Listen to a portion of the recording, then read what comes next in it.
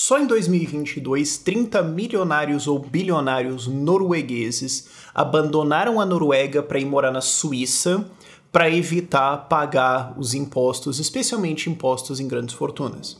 E quando a gente faz a proporção disso para um país como o Brasil, você vai ver, tá aqui mais um excelente argumento de por que impostos em grandes fortunas são a maluquice que não funciona.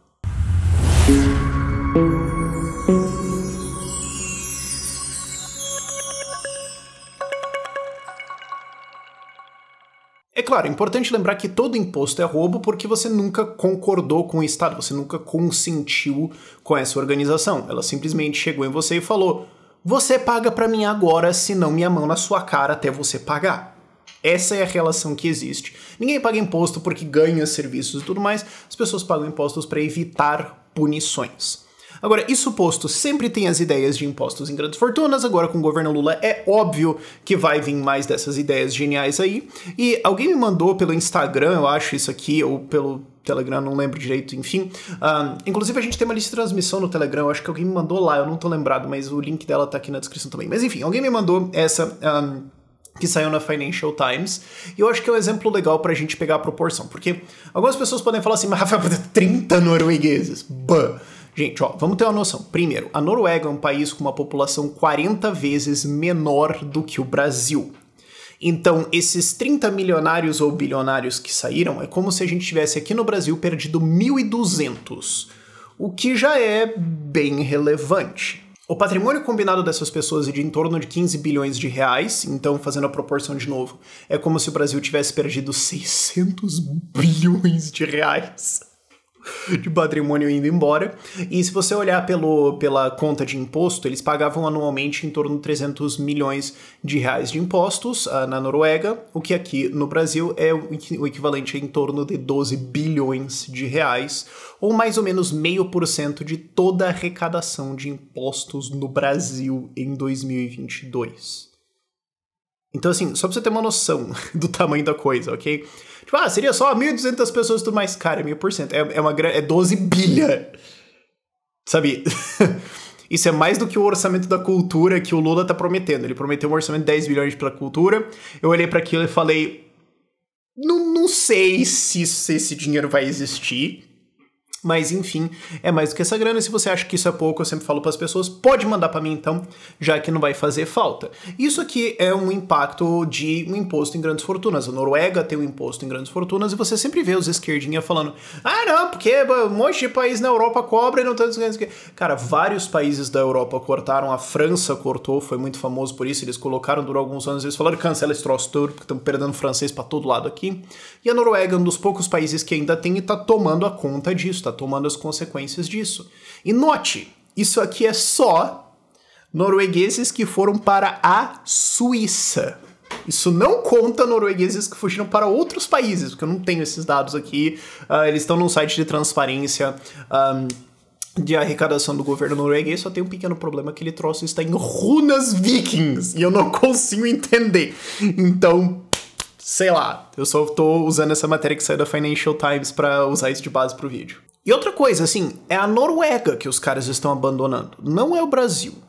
E as pessoas têm uma certa noção de que esses países lá em cima cobram muito imposto pra caramba e tudo mais, porque a taxa do imposto de renda é alta e porque alguns deles têm impostos em grandes fortunas. Pois bem, isso existe, mas impostos em consumo e outras coisas são muito mais baixos. Se a gente for fazer a proporção pro PIB, ok? Essa estatística está um pouquinho defasada, o Brasil já subiu um pouco. Mas a gente cobrava 32% do PIB em impostos. A Noruega está em 38%. Então, assim, 6% do PIB é bastante coisa. Ok. Agora, não é uma diferença tão descomunal assim. Até porque se eu fosse perguntar pra galerinha de esquerda padrão que tá fazendo esses argumentos de imposto de grandes fortunas quanto se cobra de imposto no total na Noruega, eu provavelmente ouviria alguma coisa ao redor de 45% a 55%, o que é ainda mais outra distância bem relevante para chegar nisso. Então, overall, a cobrança de impostos no país não é tão brutalmente alta quanto as pessoas acham. Fora isso, a Noruega, em termos de liberdade econômica, no ranking da Heritage de liberdade econômica, está em 14º. Então, é um dos países mais capitalistas, mais fácil de fazer negócios do mundo. Então, você tem dois impostos. Você tem o imposto nominal, que você paga em dinheiro mesmo, e depois você tem o imposto da burocra, da lentidão, da corrupção, do desgraçamento mental, do tempo que você perde para fazer todas as coisas. Você tem, tipo, todo o custo para pagar impostos, por exemplo, que o Brasil é o mais alto do mundo, pelo que eu entendi, em termos de quanto você tem que ter de contadores e advogados só porque a carga tributária do Brasil é maluca. Então, assim, é um país fácil de fazer negócios. E é um país seguro também. E eu acho que outra coisa legal também, uma provisão interessante que eu descobri desse imposto em grandes fortunas, é que ele é de 1,1%. Se você vê algumas matérias, ele está um pouco defasado porque deu uma subidinha. Mas, dele, 0,7% fica na cidade onde você mora e 0,4% vai para o governo federal. Então, tá, o imposto em grandes fortunas é um imposto idiota, é roubo, ele afasta pessoas, afasta, mas a Noruega ainda teve uma coisa de falar assim, não, mano, mas pelo menos vamos tentar colocar mais ou menos 2/3 disso na cidade do cara. Porque daí pelo menos o cara consegue ver ali, ele tá ganhando alguma coisa em tipo a infraestrutura mais próxima dele, sei lá. Vamos tentar descentralizar isso, não vamos colocar isso tudo no governo federal. Tipo, ainda eles tiveram esse discernimento, então é um país fundamentalmente diferente do Brasil, e ainda assim tomou uma fuga de capital bruta, bizarra, em 2022, em 30 pessoas, um punhadinho de gente. Enquanto isso, a Suíça ganhou esse patrimônio, ganhou essas pessoas, ganhou também esse faturamento tributário, embora eu acho que isso não é um argumento muito bom, mas enfim. Mas o fato é que a Suíça conseguiu atrair isso. No mundo, você sempre vai ter países que vão tratar pessoas produtivas como o inimigo e países que vão tratar essas pessoas produtivas como a solução. Sempre vai existir isso. E basicamente o que a gente faz na SET, que é a minha empresa para ajudar a tirar brasileiro do Brasil, aí levar para esses países, é encontrar quais são esses países que querem você e te levar para lá. Os países que vão simplificar o teu tributário, que vão simplificar a tua vida, que vão te tratar bem, que vão te receber bem, que vão ter liberdades, como por exemplo na Suíça tem uma liberdade de armas muito maneira. É quase na verdade uma obrigação de armas. Um negócio meio surreal, assim. Mas o que a gente faz é arbitrar isso, e são esses países que vão atrair capital e que vão conseguir se desenvolver, enquanto países como o Brasil vão se ferrar. Só pra gente ter uma noção aqui de coisas de PIB, eu adoro esse número aqui. Tem uma coisa dentro do PIB que se chama formação bruta de capital fixo, que é o quê? Investimento em coisa para produzir coisa. Investimento em capital é investimento em coisas que irão produzir outras coisas. Então, infraestrutura, capital em termos de maquinário, são essas coisas que vão servir para aumentar a nossa produtividade, porque o país fica mais rico quando a gente fica mais produtivo, a gente consegue produzir mais riqueza com a mesma quantidade de trabalho. Então, qual é a proporção disso no PIB? No Brasil, historicamente, está em torno de 15, é uma formação muito baixa. 2021, o pessoal tava soltando foguete, que bateu 19. Tava tipo, meu Deus do céu, nunca fizemos tanto assim, Pode até dizer que teve um pouquinho lá atrás, nos anos Dilma, mas era aquela formação bruta de capital fixo que vinha de BNDES, financiando a empreiteira e o Ike Batista. Então, assim, só porque eles foram lá e gastaram com isso, não quer dizer que foi uma coisa realmente produtiva, tá? Então, tem que olhar a qualidade interna desses números. Mas tá, batemos 19% em 2021 com o investimento privado forte nisso, e a média global é 26%. A média global de formação bruta de capital fixo é 26%. Qual que é a diferença disso, se a gente fosse para crescer o PIB nisso? Aí você tem que ver, mas se você deslocasse coisa de dentro do PIB que está sendo de consumo para isso. Mas é meio difícil ver isso, porque daí você teria que ou reduzir o consumo do governo, que não vai acontecer, ou você teria que reduzir o consumo privado para que isso virasse investimento e tudo mais, o que dado o patamar de riqueza que o Brasil não tem também é um pouquinho difícil de visualizar. Então, provavelmente seria trazer dinheiro para dentro, daí você tem que fazer quanto que é o número, porque daí ele vai subir e tal. Mas tá mais ou menos, 120 bilhões de dólares. Ou 600 bilhões de reais. Que por muita coincidência é o patrimônio desses 30 caras que foram embora da Noruega, se você ajustar pro Brasil, né, como eu falei, o patrimônio deles na verdade era 15 bilhões de reais e tudo mais, mas se você fizesse a proporção, a perda é como se o Brasil tivesse perdido 600 bilhões de reais de patrimônio. Tá, 600 bi de patrimônio não é 600 bi investido, existe uma diferença. Tá, mas você pegou o princípio. Você pegou o princípio geral.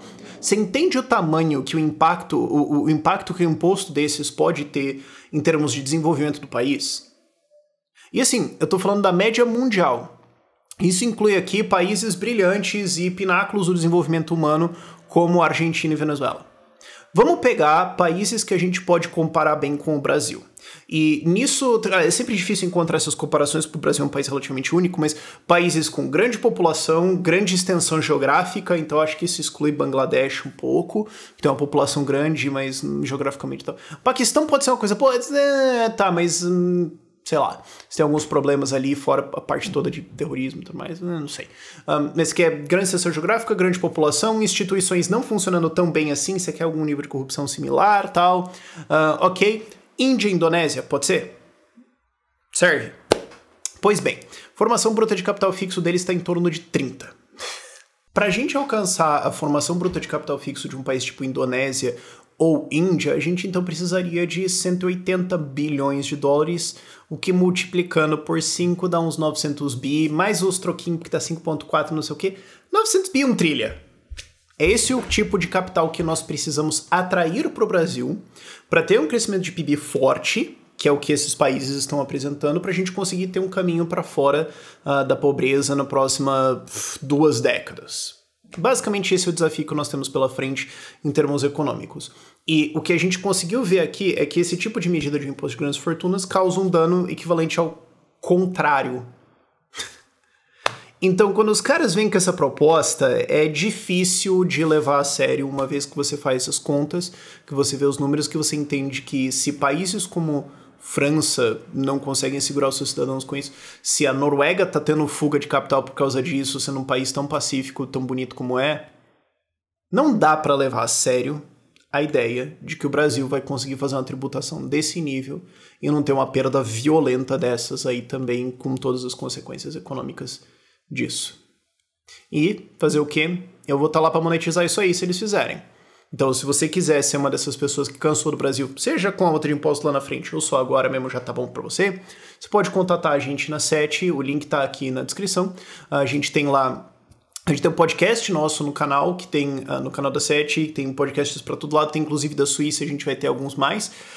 A gente tem e-books que ensinam sobre como abrir conta bancária, como investir em outros países, coisas de cidadania e tudo mais. E se você quiser marcar uma sessão preliminar, a gente também tem isso, é um valor bem reduzido para você tirar suas principais dúvidas e depois ir para a consultoria maior. Mas enfim, vamos aguardar quando vier essa proposta de reforma aí, que eu acho que certamente vai vir nesse ano, e esse vídeo aqui já fica de preliminar para isso. Por esse vídeo é isso. Tchau, tchau.